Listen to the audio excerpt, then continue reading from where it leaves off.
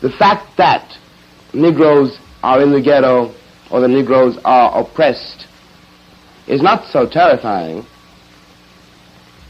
as is the fact the white Americans who do this every day don't want to know they're doing it. Some truths are hard to hear, but ignoring them changes nothing. Listen to this. I am certain that scarcely anyone in New York knows what is going on in Harlem. I am almost certain that no one in Chicago knows what is going on the South Side. What they do not know, what Americans do not know, white Americans do not know, is what it feels like to be a Negro boy of 15 or 16 or 12 or 10, born in the richest and freest country in the world, where you cannot get a cup of coffee and where you know, no matter what you do, no matter how you play it, between you and the world, between you and everything you think you want, there is this enormous barrier imposed by the most unreal of attributes, the color of one's skin. A Negro can learn to live with the fact he has kinky hair and dark skin. That's not the problem. The problem is that white people can't live with that.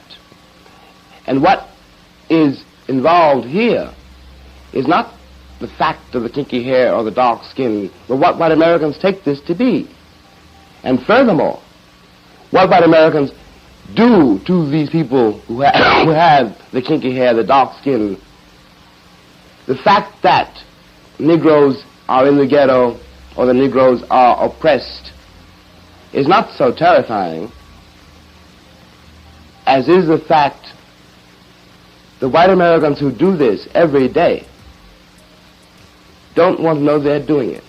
This is a reality that most black people live every single day. It's exhausting to say the least. When Baldwin talked about the white Americans not wanting to see the pain they cause to black people, that hit home.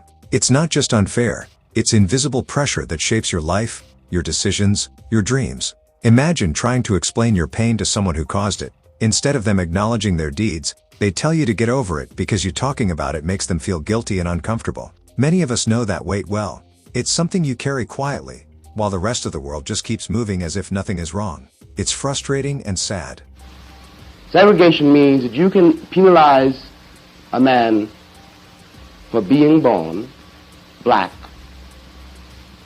and then you can pretend you did not do it because you built the wall so high that you never see the life he lives. And when he tries to report it to you, you think that he is making it up. And segregation also means this, that if you've done this to me or to my children, you've done something much worse to you. I will tell you this. There are some things I would rather die than do. And one of them is, if I were a father and I had a 4-year-old child, I do not know how I could ever arrange myself to throw stones at other children, to spit on them, to victimize them for something they did not do. Now, when you have created a republic which has as many people in it as we do have who are able to do this, it is far beyond the Negro problem. It is something to do with what you think life is, what you think human experience is all about. And in a way, I think the Negro has functioned in this country for a long, long time as the wall between white Americans and tragedy, white Americans and sex, white Americans and suffering, white Americans and death.